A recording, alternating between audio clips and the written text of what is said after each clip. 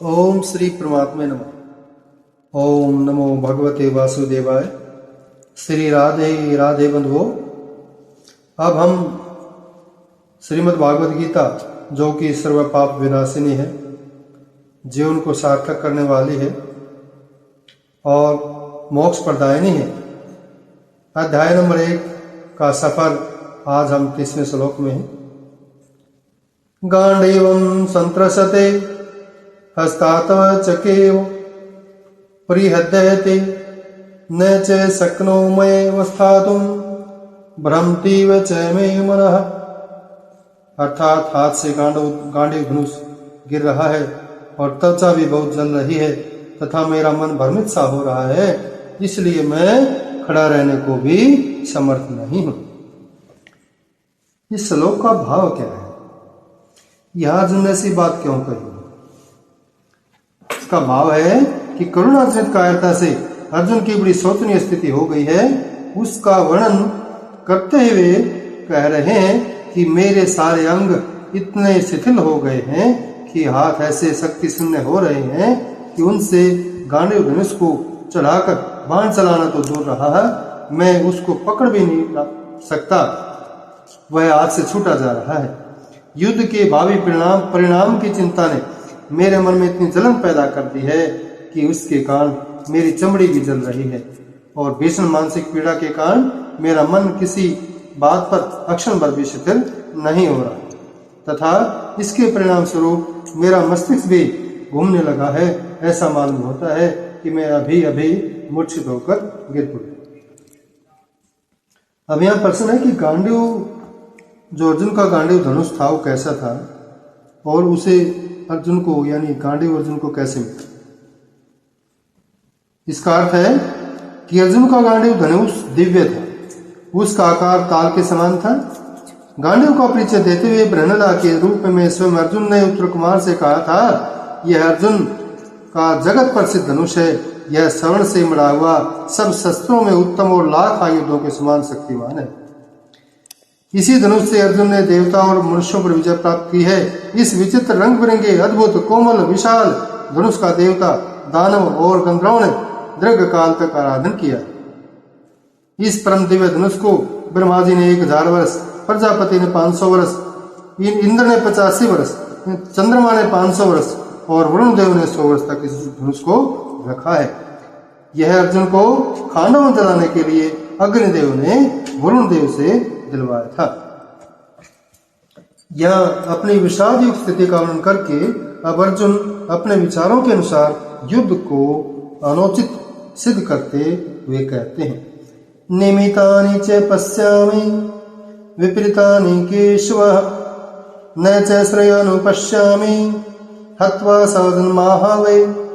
अर्थात हे केशव, हे प्रभु, मैं लक्षणों को भी विपरीत देख ही रहा हूं तथा युद्ध में अपने ही स्वजनों को मारकर कल्याण भी नहीं देखता।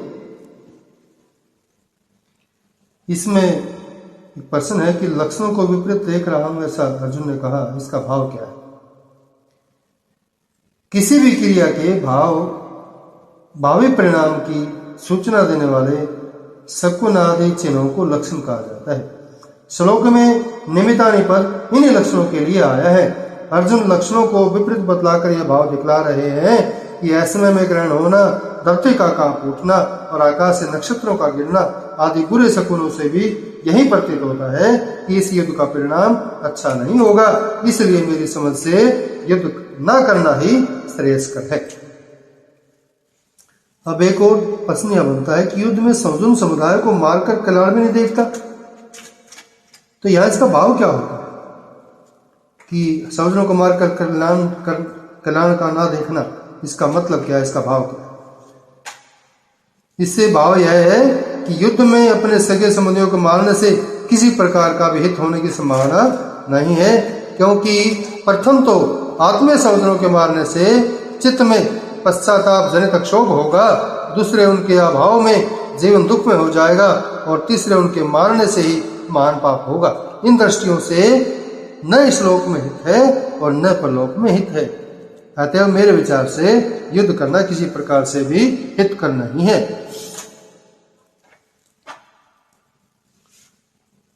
अब संबंध है कि अर्जुन ने यह कहा कि सज्जनों को मारने से किसी प्रकार भी हित होने की संभावना नहीं है।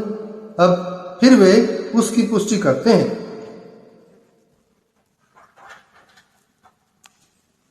न कांक्षे विजयं कृष्ण न च राज्यं सुखानि च किम नो राजेन गोविंद किम भोगैर्जीवितेन वा।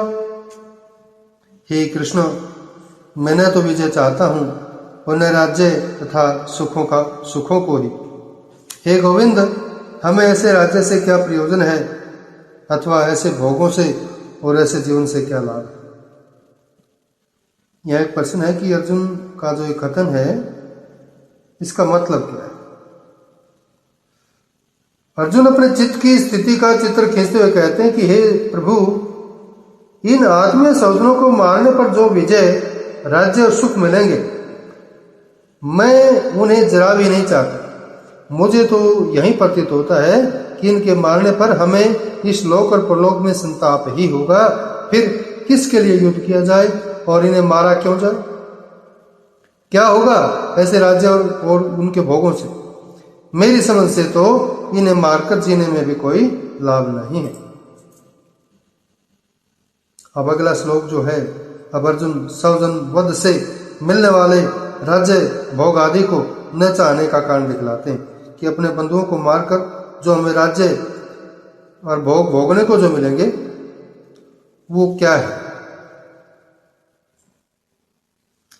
ये सामर्थ्य कांक्षितम नो राज्यं भोगा सुखानि च तैमे अवस्थिता युद्धे प्राणास्ते कत्वा धनानि च। अर्थात हमें जिनके लिए राज्य भोग और सुख आदि अभिष्ट हैं, वे ही ये सब धन और जीवन की आशा को त्याग कर युद्ध में खड़े हैं। इस कथन का क्या तात्पर्य है जो अर्जुन ने कहा है? यह अर्जुन ये कह रहे हैं कि मुझको अपने लिए तो राज्य भोग और सुख आदि की आवश्यकता ही नहीं, क्योंकि मैं जानता हूं कि न तो इनमें स्थायी आनंद ही है और न ये स्वयं ही नित्य है। मैं तो इन भाई बंधु आदि सज्जनों के लिए ही राज्य आदि की इच्छा करता था, परंतु मैं देखता हूं कि ये सब युद्ध में प्राण देने के लिए तैयार खड़े हैं। यदि इन सब की मृत्यु हो गई तो फिर राज्य भोग और सुख आदि किस काम आएंगे। इसलिए किसी प्रकार भी युद्ध करना ठीक नहीं है।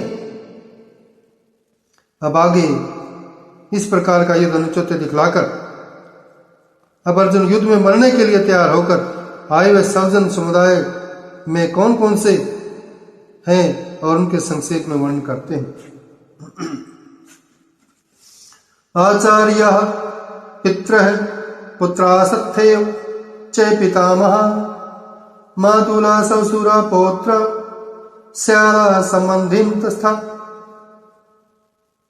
अर्थात गुरुजन, ताऊ, चाचे, लड़के और उसी प्रकार दादे, मामे, ससुर, पौत्र, साले तथा और भी संबंधी लोग हैं जो मेरे सामने अभी युद्ध में खड़े हैं।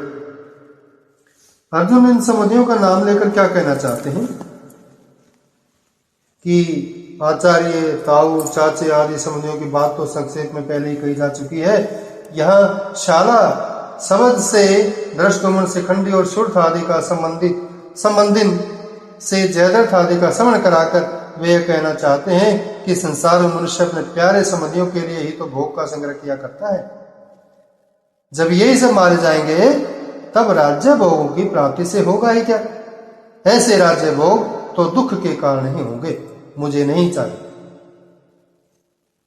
अब आगे सेना में उपस्थित सूरवीर के साथ अपना संबंध बतलाकर अब अर्जुन किसी भी हेतु से इन सभी सूरवीरों को मारने में अपनी अनिच्छा प्रकट करते हैं। एतान हन्तुमिच्छामि गन्तो अपि मधुसूदन अपि त्रिलोक राजस्य हेतोः किम न मही कृते।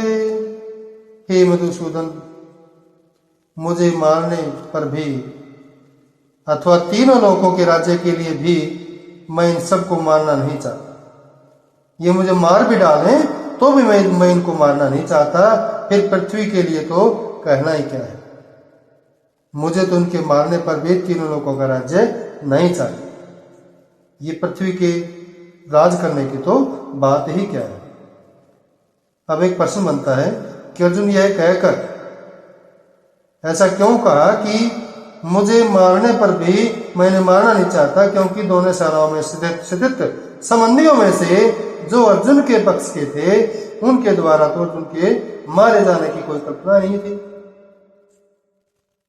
उत्तर है इसलिए अर्जुन ने घृत और अपि शब्दों का प्रयोग किया है। उनका भाव यह है कि मेरे पक्ष वालों की तो बात ही नहीं, परंतु जो विपक्ष में संबंधी हैं वे अभी जब युद्ध से निवृत्त हो जाऊंगा तब संभवतः मुझे मारने की इच्छा नहीं करेंगे, क्योंकि वे सब राज्य के लोभ से ही युद्ध करने को तैयार हुए हैं। जब हम लोग युद्ध को छोड़कर राज्य की आकांक्षा ही छोड़ देंगे तब तो मारने का कारण ही नहीं रह जाएगा। परंतु कदाचित इतने पर भी उनमें से कोई मारना चाहे तो उन मुझे मारने की चेष्टा करने वालों को भी मैं कभी नहीं मारूंगा। अब एक प्रश्न और बनता है कि तीनों लोगों के राज्य के लिए भी नहीं, फिर पृथ्वी के लिए तो कहना ही क्या है। इस कथन का क्या तात्पर्य है? यहां अर्जुन ने भाव दिखलाया है कि पृथ्वी के राज्य और सुखों की तो बात ही कौन सी है। इनको मारने पर कहीं त्रिलोकी का निष्कंटक राज्य मिलता हो तो उसके लिए भी मैं इन आचार्य आदि आत्मीय सज्जनों को नहीं मारना चाहता। अब आगे यहां यदि ये पूछा जाए कि आप त्रिलोकी के राज्य के लिए भी उनको मारना क्यों नहीं चाहते, तो इस पर अर्जुन अपने संबंधियों को मारने में लाभ का अभाव और पाप की संभावना बतलाकर अपनी बात को पुष्ट करते हैं। निहत्ते धार्तराष्ट्राणां का प्रीति सया जन्नार्दन पापमेवा श्रेय दस्मान हत्वेताना तत्तायिना। हे जनार्दन, धृतराष्ट्र के पुत्रों को मारकर हमें क्या प्रसन्नता होगी। इन आतताइयों को मारकर तो हमें पाप ही लगेगा। अब एक प्रश्न है कि धृतराष्ट्र के पुत्रों को मारकर हमें क्या प्रसन्नता होगी। इस कथन का क्या भाव है कि अर्जुन कहते हैं कि विपक्ष में स्थित इन धृतराष्ट्र पुत्रों को और उनके साथियों को मारने से इस लोक और परलोक में हमारी कुछ भी इष्ट सिद्धि नहीं होगी, और जब तक इच्छित वस्तु ही नहीं मिलेगी तब तक प्रसन्नता तो होगी ही कैसे।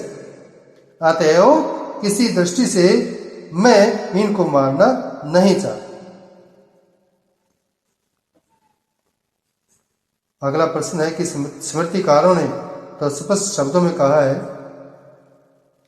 आतत्तायि न मायंतम हन्यादेवा विचारयन् नातत्तायि विधे दोषो हंतुर्भवति कश्चन।